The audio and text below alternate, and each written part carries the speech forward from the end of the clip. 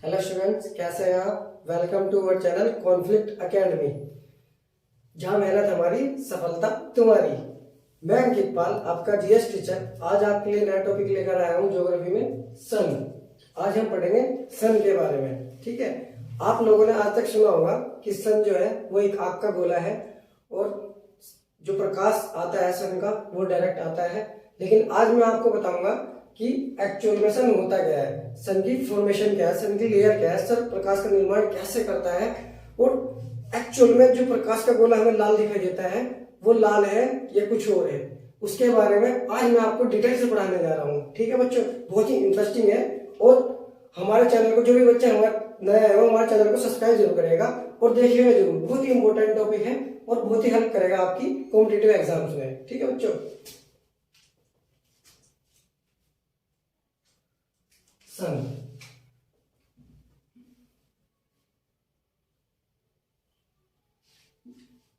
Core यानी कि केंद्र, यह है सन का फोटोस्फीयर।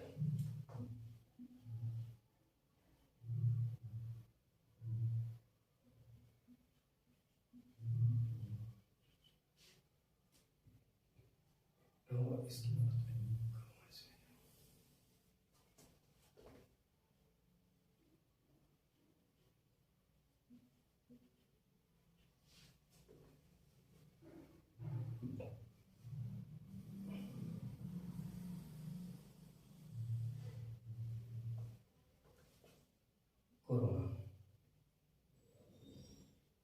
कोरोना इसको बोलते हैं कोरोना। और जो इसका केंद्र होता है उसका तापमान लगभग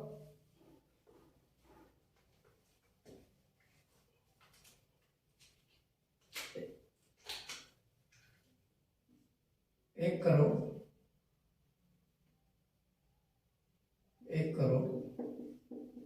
50 लाख डिग्री सेल्सियस। ठीक है, और जो फोटोस्फीयर होता है इसका जो टेम्परेचर होता है वो होता है 6000 डिग्री सेल्सियस।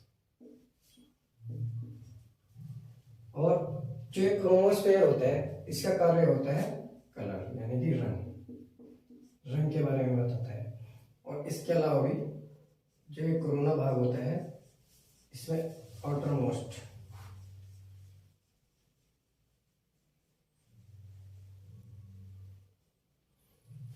ठीक है बच्चों, वर्णमंडल, इसको हिंदी में बोलते हैं वर्णमंडल, वर्णमंडल इसको बोलते हैं वर्णमंडल।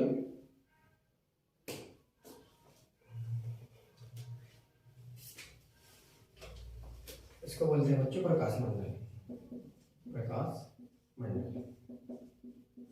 ठीक है, ये हिंदी में नाम है और ये इंग्लिश में नाम है। कोर यानी कि केंद्र, जिसका टेम्परेचर कितना था 1 करोड़ 50 लाख डिग्री सेल्सियस। और जो फोटोस्फीयर होता है उसका जो टेम्परेचर होता है वो लगभग 6000 डिग्री सेल्सियस होता है। और इसके बाद है क्रोमोस्फीयर यानी कि वर्णमंडल। वर्णमंडल से हमें पता चलता है कि जो सूर्य का रंग है वो क्या है। और उसके बाद आता है कोरोना, इस भाग को बोलते हैं किरीट, किरीट या सूर्य मुकुट।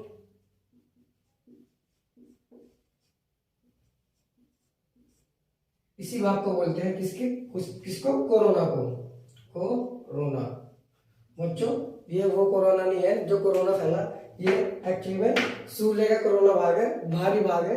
और ये बहुत फायदेमंद है। और जो प्रकाश की जो एक्चुअल में जो प्रकाश आता है, जो लाइट्स आती है वो यहीं से आती है। ठीक है, ये वाला जो कोरोना है वो एक्चुअली में हमारी पृथ्वी के लिए बहुत ही महत्वपूर्ण है। और आज मैं आपको बताता हूं जो सूर्य का केंद्र है, जो लगभग इसका सेंटर पॉइंट है सूर्य का, इसमें जो है ये प्लाज्मा का बना हुआ है, ओवरऑल प्लाज्मा। इसको प्लाज्मा का भाग भी बोलते हैं कि ये ओवरऑल प्लाज्मा का बना हुआ है। और इसमें गैसेस होते हैं, यानी इसमें गैसें पाई जाती है। कौन कौन सी गैसें पाई जाती है? हाइड्रोजन और हीलियम। हाइड्रोजन व हीलियम। हाइड्रोजन और हीलियम गैसेस यहां पाई जाती है। और एक और इंपॉर्टेंट पॉइंट है, लगभग 98.86% जो गैसेज है वो हाइड्रोजन और हीलियम ही पाए जाते हैं सूर्य के केंद्र में। और हाइड्रोजन और हीलियम के कारण ही सूर्य के केंद्र में नाभिकीय संलयन की यानी कि न्यूक्लियर फ्यूजन की क्रिया होती है। इसको बोलते हैं न्यूक्लियर फ्यूजन, न्यूक्लियर फ्यूजन, नाभिकीय संलयन।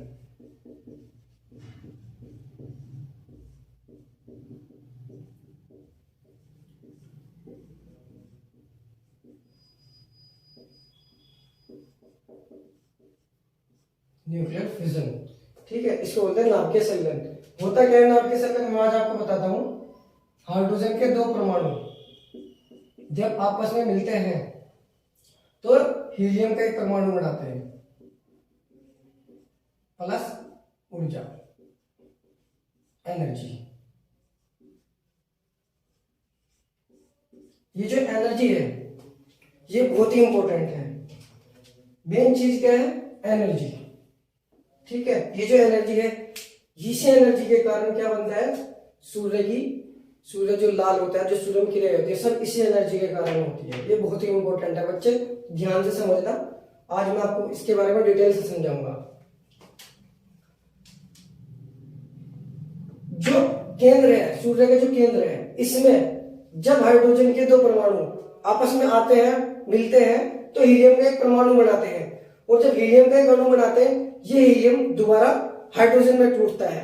और फिर जो हाइड्रोजन मिलते हैं, बनते हैं, वो फिर दूसरे हाइड्रोजन से मिलते हैं, फिर हीलियम बनाते हैं। ये प्रोसेस लगातार ऐसे ही जारी रहती है। हाइड्रोजन हीलियम में टूटकर बनते हैं, दो हाइड्रोजन के हीलियम बनते हैं, और जब दो हीलियम टूटते हैं तो वो हाइड्रोजन में टूटते हैं। ऐसे ही यह प्रक्रिया प्रोसेस जारी रहती है और एनर्जी निकलती रहती है। यही कारण है नाभिकीय संलयन का। इसी क्रिया को बोलते हैं नाभिकीय संलयन, न्यूक्लियर फ्यूजन, जिसके अकॉर्डिंग यानी कि जिसके अनुसार जो केंद्र, जो सूर्य का जो केंद्रीय भाग है, जो कोर है, उसका जो टेम्परेचर है वो 1,50,00,000 डिग्री सेल्सियस होता है। यानी कि इतनी एनर्जी, इतनी ऊर्जा इसके अंदर पाई जाती है। और आप समझिए इस चीज को, जो ये हिस्सा है केंद्र, इस केंद्र में क्या होता है, ये लगभग सूर्य का जो केंद्र है ये लगभग 600 मिलियन टन, 600 मिलियन टन, लगभग 600 million ton hydrogen,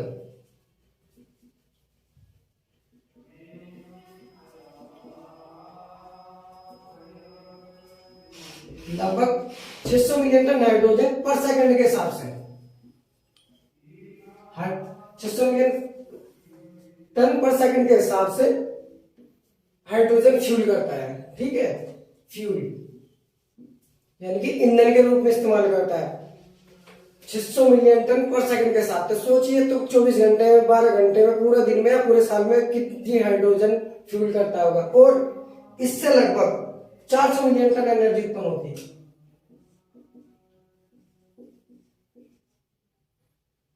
400 million ton energy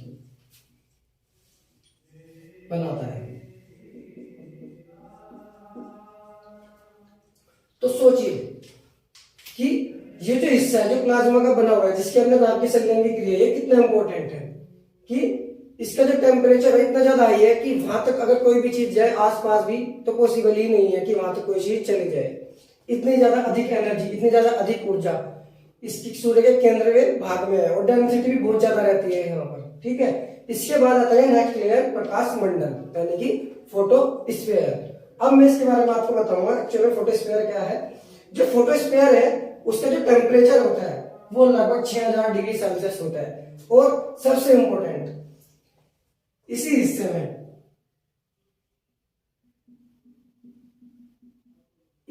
में सौर कलंक पाए जाते हैं, सन स्पॉट्स, सौर कलंक यानी कि सन स्पॉट,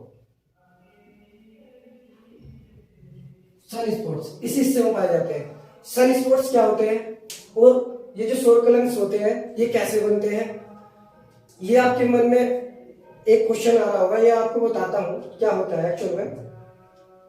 जब यह प्रोसेस होती है, जो सूर्य के जो प्रकाश मंडल है, जो प्रकाश मंडल जो एनर्जी पैकेट्स होते हैं, इसके रूप में कुछ एनर्जी पैकेट्स होते हैं जो यहाँ पे बनते हैं और प्रकाश मंडल में वो पाए जाते हैं कुछ एनर्जी पैकेट्स। इनका टेम्परेचर लगभग 6000 डिग्री 1500 डिग्री सेल्सियस होता है। जो इनका टेम्परेचर होता है 1500 डिग्री सेल्सियस। इन्हें प्रकाश के बंडल एनर्जी पैकेट्स भी बोलते हैं।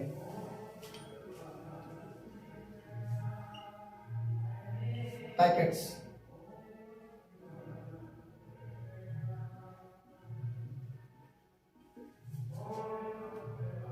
इनको एनर्जी पैकेट्स भी बोलते हैं। क्या होता है ये,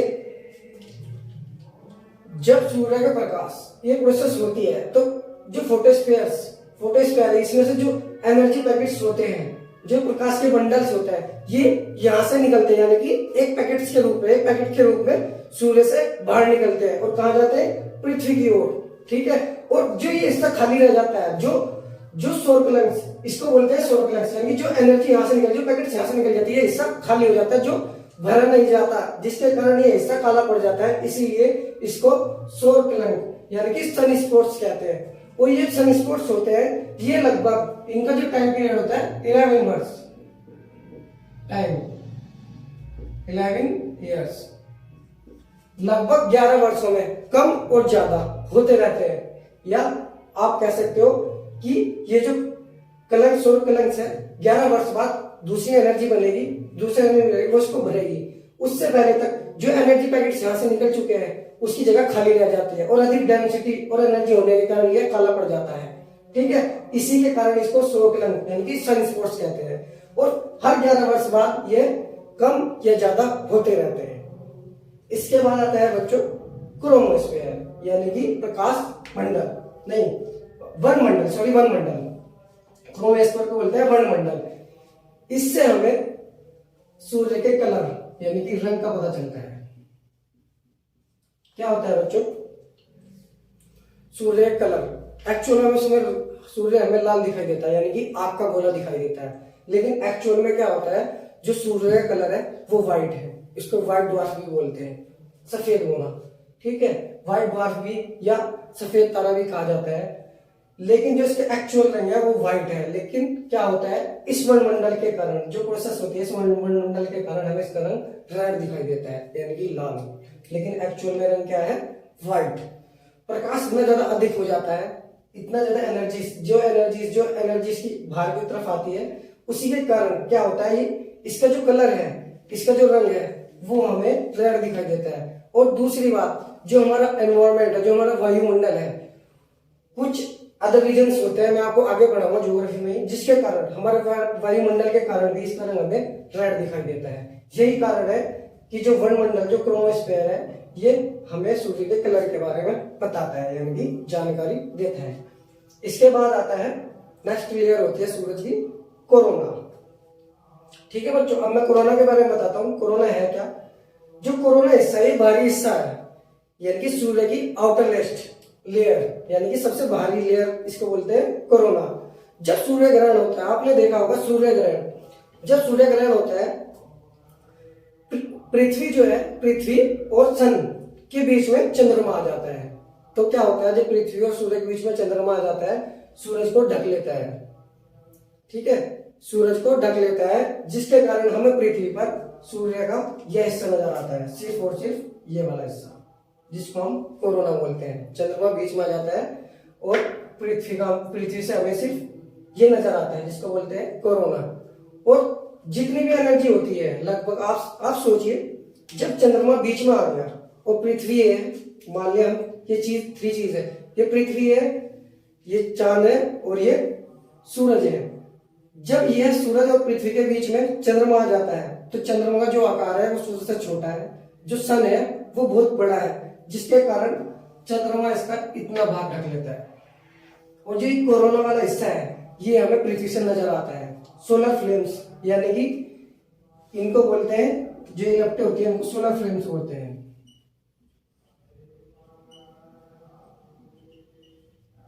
सोलर फ्लेम्स, ये जो सोलर फ्लेम्स होती है, क्या होता है बच्चों, इनकी मात्रा वाकई में बहुत ज्यादा अधिक है, लेकिन सूर्य ग्रहण के समय इनकी जो एनर्जी होती है, जिनकी जो मात्रा होती है प्रकाश की, और भी तेजी से हो जाती है, गति और भी तेजी से हो जाती है। जो ये हिस्सा है फोटोस्फीयर, इसमें लगभग अल्ट्रावायलेट रेडिएशंस, एक्स रेज और अल्ट्रा मैग्नेटिक रेडिएशंस इसमें यानी कि फोटोस्फीयर में पाया जाता है। लेकिन जब सूर्य ग्रहण होता है तो इन लोग इस चीज, ये जो प्रकाश, ये जो आउटर रेडिएशन होता है, ये सिर्फ कहां से निकलता है, कोरोना के द्वारा, जिसके कारण आप सब लोगों ने देखा भी होगा जब सूर्य ग्रहण होता है तो सब लोग बोलते हैं कि चश्मा लगा के देखिए, पानी में देखिए, या फिर एक्सरे लीजिए, नंगी आंखों से मत देखिए। क्यों बोलते हैं? उसका यही कारण होता है कि जो अल्ट्रासोनिक वेव्स, जो रेडिएशंस, जो फोटोस्फीयर का रेडिएशंस है, वो कोरोना के द्वारा डायरेक्ट पृथ्वी तक आ सकता है इसके प्रकाश के थ्रू, जो हमारी आंखों के लिए या हमारी स्किन के लिए बहुत हानिकारक होता है। ठीक है बच्चों, इसीलिए बोलते हैं कि चश्मा लगा के देखिए। यही कारण है कि जब सूर्य ग्रहण होता है तो ये जो आउटर लेयर होती है, जो कोरोना होता है, जो मेन पार्ट बोलते हैं इसको, ये बहुत ज्यादा चमकता है। जो जितनी भी एनर्जी यहाँ और यहाँ की एनर्जी होती है वो यहीं से निकलती है। ठीक है, इसी को बोलते हैं कोरोना, जो कि बहुत इंपॉर्टेंट है।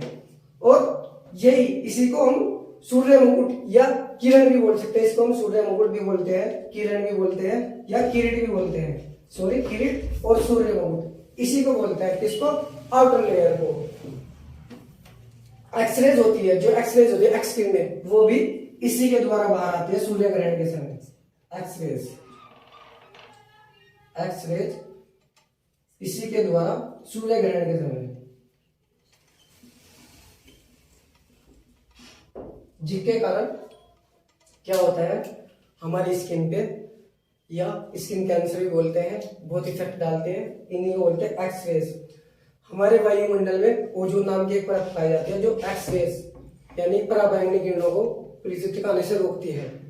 ठीक है बच्चों, ये बहुत ही इंपॉर्टेंट है, जो मैं आगे आपको एनवायरमेंट में पढ़ाऊंगा, वायुमंडल की लेयर में पढ़ाऊंगा।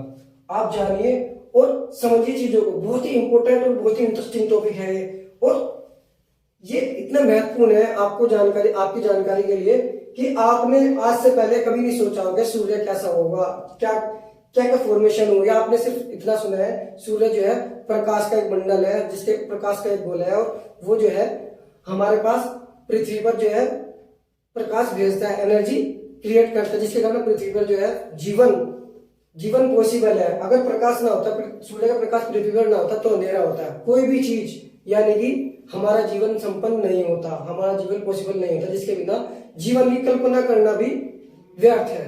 क्योंकि आप लोगों ने देखा होगा, जब आप सुबह उठते हो तो सूर्य का प्रकाश ही है जो एनर्जीज देता है, जो ऊर्जा होती है जिसके कारण खेती होती है, पौधे होते हैं, हम खाते हैं, पीते हैं, जीवन यापन करते हैं। जितने भी हम दैनिक जीवन के क्रियाकलाप है, सब सूर्य की एनर्जी के कारण, सिर्फ एनर्जी के कारण। इसलिए बोलते हैं, हमारे पुराणों में भी लिखा है कि सूर्य एक देवता है, सूर्य की पूजा कीजिए। वो बिल्कुल सही लिखा है। जो पृथ्वी पर जो जीवन है, जो जीवन संपन्न है, जिसके कारण आज हम जीवित हैं और अपना जीवन यापन कर रहे हैं, वो सिर्फ सूर्य के कारण। अगर सूर्य खत्म हो जाएगा तो पृथ्वी से जीवन का नाम निशान ही मिट जाएगा। ठीक है बच्चों, आप लोग बहुत ही इंपॉर्टेंट है, आप लोग इसका स्क्रीनशॉट लीजिए और चीजों को ध्यान से देखिए।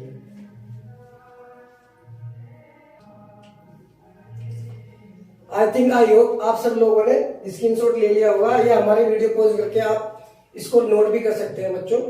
अब कुछ और इंपॉर्टेंट जानकारी जो मैं आपको बताना चाहूंगा सूर्य के बारे में।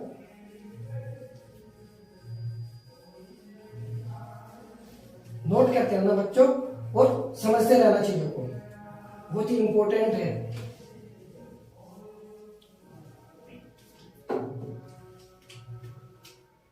वेलोसिटी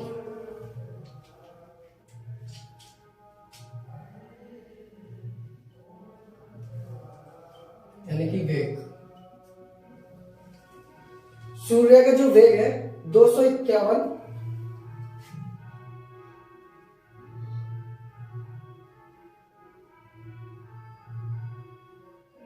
किलोमीटर पर सेकंड, जो इसकी वेलोसिटी है, जो इसका वेग है, वो 251 किलोमीटर पर सेकंड है। यानी कि जो जो हमारी आकाश गंगा है उसका जो चक्कर लगाता है किस वेग से लगाता है, जिसकी वैल्यू होती है उसको बोलते हैं 251 किलोमीटर पर सेकंड के हिसाब से सूर्य जो है हमारी आकाश गंगा का चक्कर लगा रहा है, यानी उसका राउंड कर रहा है। ठीक है, और जो उसका मास है,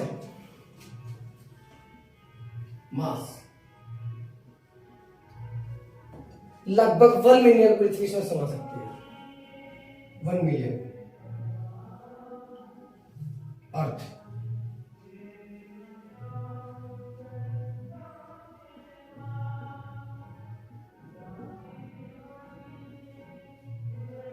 तो सोचिए कितना मास होगा, 1 मिलियन अर्थ इसमें समा सकते हैं। और बच्चों जो सूर्य का जो आकार है, जिसका डायमीटर है, जिसका व्यास है,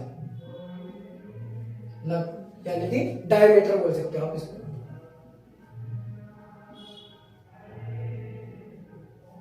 डायमीटर 13,10,000 13,10,000 किलोमीटर जो डायमीटर है किसका, सूर्य का डायमीटर है। और बच्चों एक चीज में ध्यान रखना, जो डायमीटर जो इसका व्यास है वो पृथ्वी के व्यास का 109 गुना दी है, पृथ्वी के व्यास का 109 गुना अधिक। बच्चे समझते हैं ना, बहुत ही इंपॉर्टेंट पॉइंट्स है, नोट डाउन करते रहना साथ के साथ। ठीक है बच्चों, स्क्रीनशॉट ले लीजिए और लिख लीजिए। ठीक है,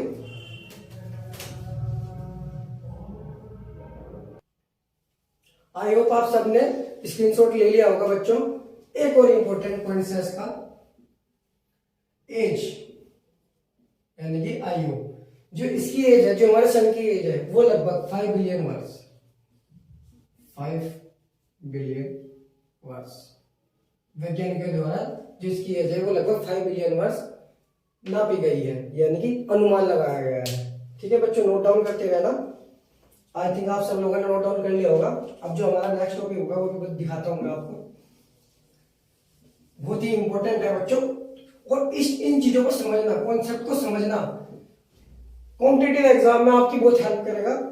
जब चीजों को आप समझ जाओगे तो जो ऑप्शन 4 ऑप्शन एग्जाम में आते हैं उन्हें एलिमिनेट करना आप सीख जाओगे कि क्या एलिमिनेट करना है और क्या आंसर है।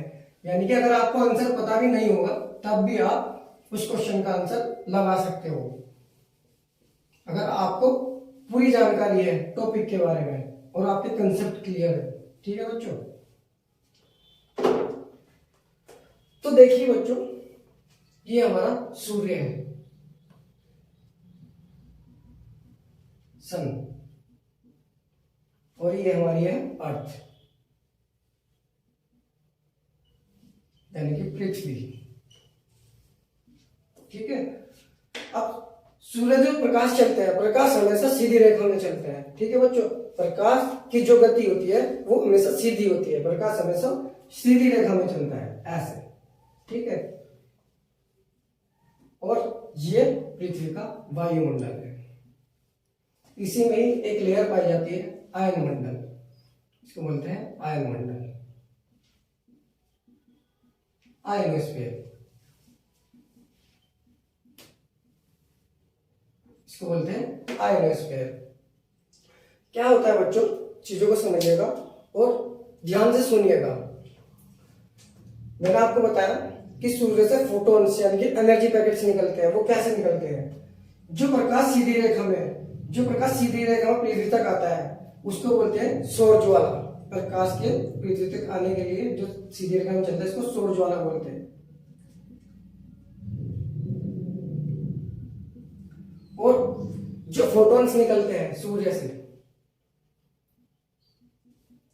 फोटॉन्स, जो एनर्जी पैकेट्स, जो बंडल्स निकलते हैं जिनका टेम्परेचर बहुत ज्यादा अधिक होता है, वो अगर पृथ्वी तक आ जाए तो क्या होगा। आप सोचिए कि ये एनर्जी पैकेट्स जब सूर्य से निकलते हैं और पृथ्वी तक आ जाए, लगभग 1500 डिग्री सेल्सियस इनका टेम्परेचर होता है, इतने बड़े बड़े आग के गोले पृथ्वी की ओर आते हैं, तो ये जाते कहाँ है, ये पृथ्वी पर गिरते क्यों नहीं। अगर ये पृथ्वी पर गिर जाए तो क्या होगा, क्या जीवन पॉसिबल होगा, आप रह पाओगे, कभी नहीं। तो देखिए तो देखिए बच्चे क्या होता है यहाँ पर, ये जो फोटॉन्स निकलते हैं, जब ये फोटॉन्स ये एनर्जी पैकेट्स पृथ्वी की लेयर में यानी कि एनवायरमेंट में वातावरण में आते हैं, ये वातावरण की एक लेयर है जिसे आयनोस्फीयर बोलते हैं यानी आयनमंडल बोलते हैं।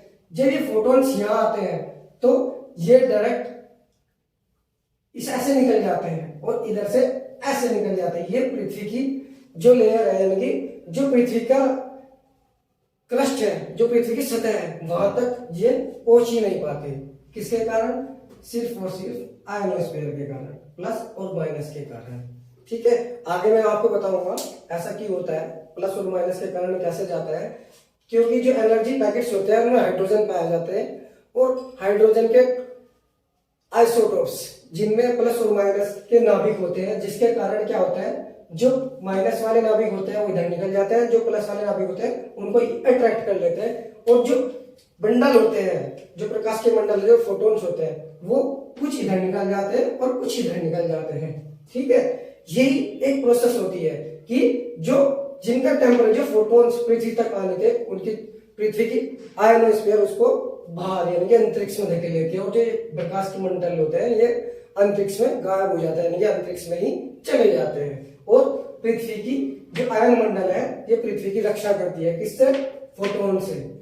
और बच्चे ये बात और समझना, लगभग सूर्य को जो लगभग प्रकाश आता है, जो एनर्जी आती है 100% होती है बनाम में, लेकिन क्या होता है इस चीज कुछ इधर चले जाता है, कुछ इधर चले जाता है, उसके कारण सिर्फ 51% ही जो एनर्जी होती है वो पृथ्वी तक पहुंच पाती है। अब सोचिए कि 51% एनर्जी पृथ्वी तक पहुंच पाती है सूर्य की, अगर 100% एनर्जी सूर्य या प्रकाश जो है अर्थ तक पहुंच जाए तो क्या होगा, कितनी गर्मी होगी, क्या आप सहन कर पाओगे?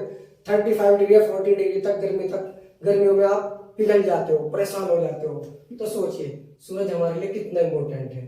और जो स्थिति होती है जब ये इधर जाता है, इसको कहते हैं पूर्वीय बोरोलिसिस। इंपॉर्टेंट है बच्चा, नोट कर देना ना।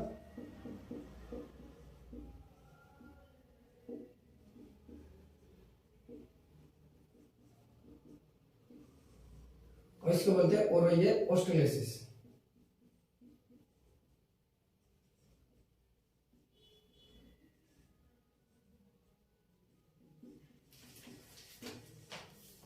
ठीक है बच्चों,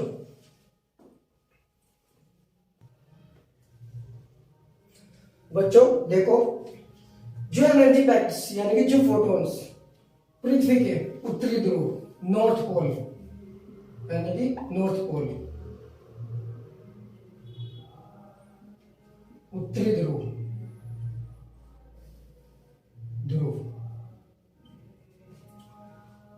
जो एनर्जी पैकेट्स यानी कि जो फोटोन पृथ्वी के नॉर्थ पोल की ओर चले जाते हैं उनको ओरेया बोरेलिसिस, उनको कहते हैं ओरेया बोरेलिसिस, वो ओरेया बोरेलिसिस कहलाते हैं।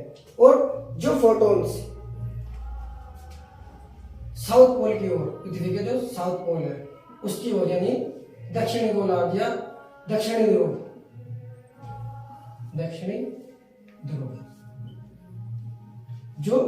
जो फोटोन जो एनर्जी पैकेट्स दक्षिणी ध्रुव की ओर आ जाते हैं, चले जाते हैं, उनको ओरेया ऑस्ट्रोलिसिस नाम दिया गया है। ठीक है बच्चों, नोट करना बच्चों, बहुत ही इंपॉर्टेंट है और बहुत ही महत्वपूर्ण है, आप स्क्रीनशॉट लेते रहना। एक और इंपॉर्टेंट पॉइंट है बच्चों, नोट करिएगा, जो ये हमारा सूर्य है ये लगभग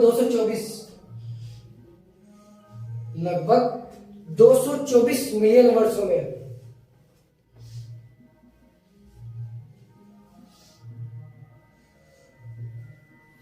आकाश गंगा का चक्कर लगाता है।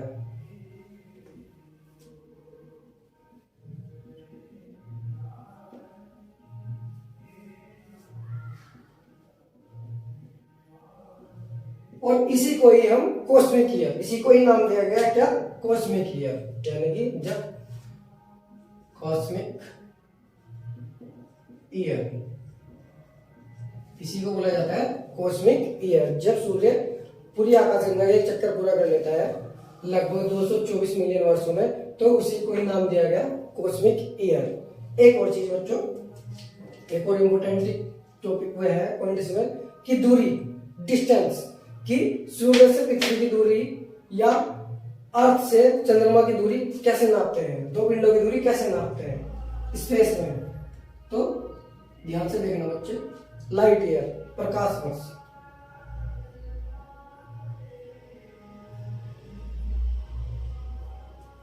एक प्रकाश वर्ष में लगभग